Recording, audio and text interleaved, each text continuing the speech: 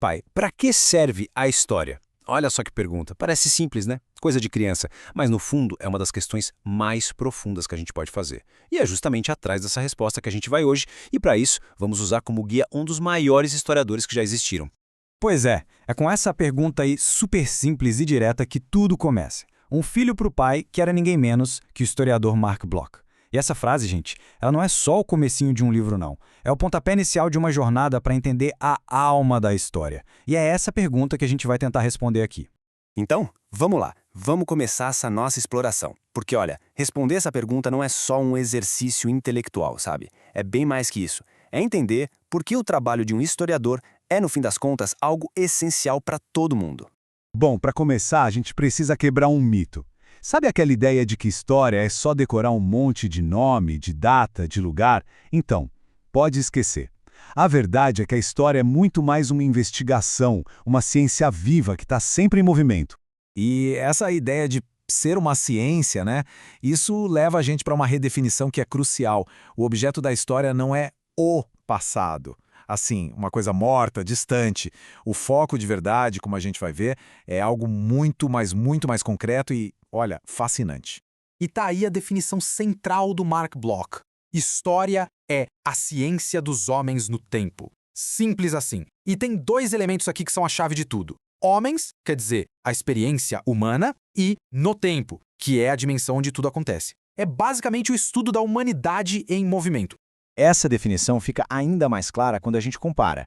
Pensa só, as ciências da natureza, tipo física ou geologia, focam no mundo físico, em leis, em coisas constantes. Já a história, bom, a história foca em algo bem mais imprevisível, a gente. Ela lida com consciência, com mudança, com toda a complexidade da experiência humana. É outra coisa. E o Bloch usa uma metáfora que é simplesmente fantástica para ilustrar isso. Ele diz que o bom historiador é como se fosse o ogros dos contos de fada, onde ele fareja carne humana, ou seja, onde ele sente vida, emoção e experiência, é ali que está a sua caça. A história, no fundo, é essa busca pelas motivações humanas. Ok, então, agora que a gente já sabe o que a história é, a ciência dos homens no tempo, a gente precisa entender o que ela não é. Para pensar como um historiador, é preciso fugir de algumas armadilhas, e é a principal delas que a gente vai ver agora. Para pensar um pouquinho. Quando a gente quer entender alguma coisa, qual é a nossa primeira reação? É quase sempre ir atrás da origem, do comecinho de tudo, né? Mas será que o começo explica tudo mesmo? O Bloch dá um nome para essa obsessão, o ídolo das origens. E essa é uma crítica muito forte àquela ideia de que para explicar qualquer coisa é só achar o ponto de partida dela. Ele vai dizer que essa é uma das manias mais perigosas do pensamento histórico. Então, o ponto crucial é esse.